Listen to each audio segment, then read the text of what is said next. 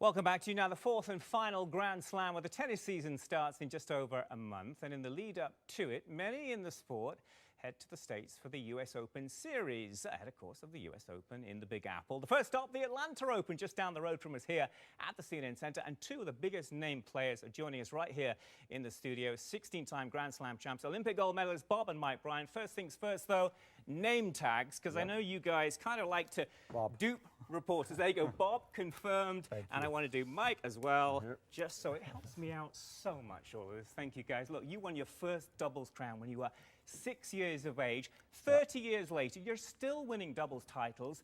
How have the twin dynamics, though, between you changed, the on-court chemistry, if you like, how have they changed over the decades? Mike? Well, we're living on different coasts now, so that's big. We're both married, but we're still getting along. We're having a blast.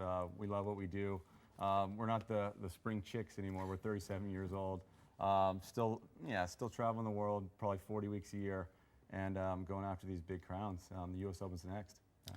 That can be tough, though. Travel, fatherhood now, a third child on the way. Congratulations. Thank you. How tough is it juggling travel with all that, being an elite athlete? Yeah, I mean, it's tough to balance the family and the tennis. You know, the tennis sport is so demanding with the schedule, and now that I have two, one more coming, I have to pick and choose where they come. I don't like to spend more than 3 weeks away from them, so I'm flying back and forth across the ocean a lot every year. And that's a firm rule of yours, 3-week limit. That's the cutoff point. Look, we see you as identical twins, but in reality, how different are you?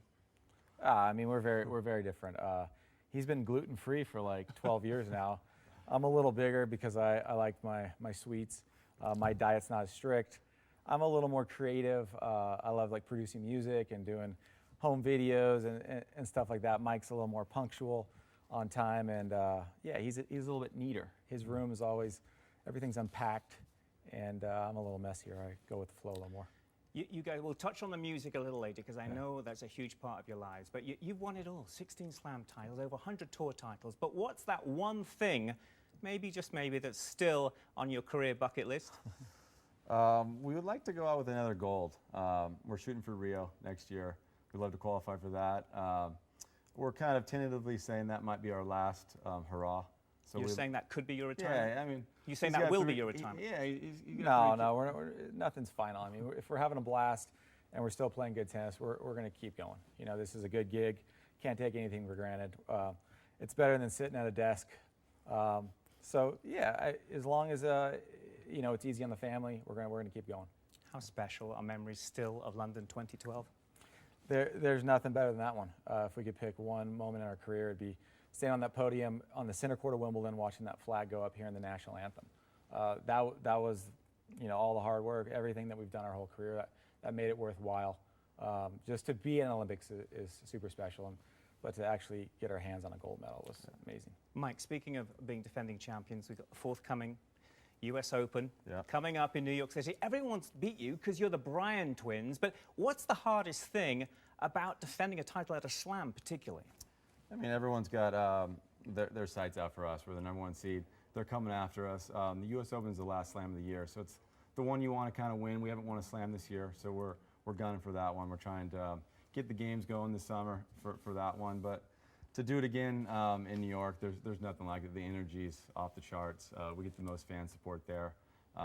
That's kind of where we want to peak. We're starting here in Atlanta, and we kind of want to build for the Open. So that's the one we got to knock down this year. As you said earlier, and good luck with that. Yeah. Many people rooting for you, of course. But music's such a huge part of your life. Over the years, I've been in London when back in the day at Wimbledon, you used to do those gigs. In pubs. So how has that helped you detach from tennis? How have you benefited from that over the years? Yeah, I mean, it's a great escape. You know, on the tennis tour, there's pressure. There's always a match coming up. It's great to get in the hotel room, jump on the keyboard, Mike gets his guitar, and just kind of lose yourself in the music. You know, we really enjoy it. We have a lot of our best friends around the world are musicians, because we share that passion for the music, and they love tennis. We do like a tennis exchange program. We'll hit some balls with them, and then they'll come and jam with us. We just had a great gig a couple nights ago with the drummer from the Counting Crows. James Valentine from Maroon 5 came to Wimbledon, hung out with us for a couple weeks.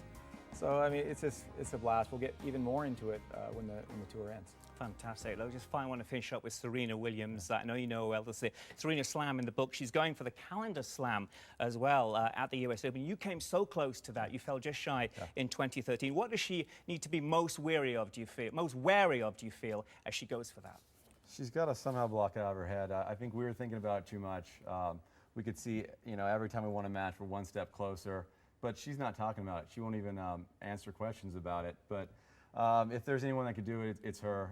She's been on fire the last 10 years. There's no one as strong as her. She seems to rise to the occasion when the pressure's on. It's going to be a huge story. I think she's going to do it. Guys, thank you so much for joining us. Really appreciate it. There's only really one way we can end this. It's the world famous, you know what I'm going to ask. Give us a quick little chest bump. What are we doing, right here? Right here, a quick live chest bump. Watch your head, though. I don't want to hit my head here. Just a mini chest bump. Boom. Perfect. Thank you so much for joining us. Really appreciate it.